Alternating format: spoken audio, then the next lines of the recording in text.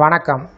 சற்று முன் EPFO ரூபாய் 5000 முதல் ரூபாய் 7500 வரை மாத பென்ஷன் உயர்வு சார்ந்து ஓய்வூதியர்கள் குறித்து புதிய அறிவிப்பு வெளியிடப்பட்டிருக்கிறது. என்ன மாதிரியான அறிவிப்புகள் வெளிவந்திருக்கிறது என்பது குறித்து விவரங்களை பார்க்கலாம். இந்த வீடியோவை தொடர்ந்து பார்க்கறதுக்கு முன்னாடி நம்ம சேனலை இதுவரைக்கும் சப்ஸ்கிரைப் பண்ணாதவங்க இந்த வீடியோக்கு கீழே இருக்க ரெட் கலர் சப்ஸ்கிரைப் பட்டன் அழுத்தி சப்ஸ்கிரைப் பண்ணிக்கோங்க. அப்படியே பக்கத்தில் இருக்கக்கூடிய நோட்டிஃபிகேஷன் பெல் சிம்பளையும் ப்ரெஸ் பண்ணுங்கள். அப்போ தான் நம்ம சேனலில் இதுபோல் வீடியோக்கள் அப்டேட் பண்ணும்போது அதற்கான நோட்டிஃபிகேஷன் உங்களுக்கு உடனுக்குடன் கிடைக்கும். EPS 95 திட்டத்தின் கீழ் கிடைக்கக்கூடிய குறைந்தபட்ச ஓய்வூதியத்தை 1000 ரூபாயில் இருந்து 5000 ரூபாய் முதல் 7500 ரூபாய் வரை உயர்த்தப்பட வேண்டும் என்று கோரிக்கைகள் பல ஆண்டுகளாக ஓய்வூதியதாரரிடம் இருந்து வருகிறது. விலைவாசி உயர்வு காரணமாக தற்போதைய தொகை வாழ்வாதாரத்துக்கு போதவில்லை என்பது அவர்களின் முக்கிய வாதம். இந்த நிலையில் சமீபத்தில் நாடாளுமன்றத்தில் தொழிலாளர் நலத்துறை அமைச்சர் மன்சுக் மாண்டவியா இது குறித்து விளக்கமளித்தார். அவர் கூறியிருப்பதாவது: முதலில் ஓய்வூதிய நிதியினுடைய நீண்டகால நிலைத்தன்மை மிகவும் முக்கியம். தற்போது ஓய்வூதியத்தை அதிகரித்தால் அது நிதியில் கூடுதல் சுமையினை ஏற்படுத்தி எதிர்காலத்தில் நிதி நெருக்கடியினை உருவாக்கக்கூடும்.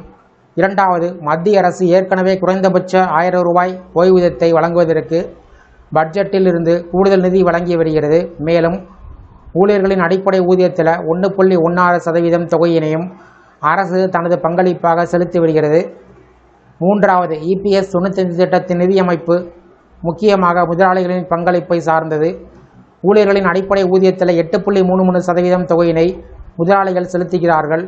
ஊழியர்கள் நேரடியாக பங்களிப்பு செய்யாததால் நிதியினை கவனமாக நிர்வகிக்க வேண்டிய அவசியம் உள்ளது.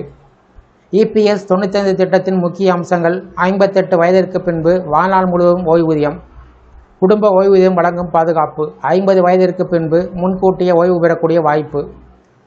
இந்த நிலையில் ஓய்வூதியர்கள் மாதம் ரூபாய் 1000 என்பது இன்றைய விலைவாசிக்கு போதாது. கௌரவமான வாழ்க்கைக்கு குறைந்தபட்சம் ரூபாய் 5000 முதல் ரூபாய் 7500 அவசியம் என்பது அவர்களின் கோரிக்கை. மேலும் பகத்சிங் கோஷாரி குழுவின் பரிந்துரையினையும் அமல்படுத்த வேண்டும் என்று வலியுறுத்துகிறார்கள். மத்திய அரசுடைய விளக்கத்தின் அடிப்படையில் உடனடியாக உயர்வதும் இல்லை. குறைந்தபட்ச ஓய்வூதியம் ரூபாய் 1000ஆகவே தொடரும். இருப்பினும் எதிர்காலத்தில் பணவீக்கம் மற்றும் நிதி நிலைமையை பொறுத்து மறுபரிசீலனை செய்ய வாய்ப்புகள் உள்ளன.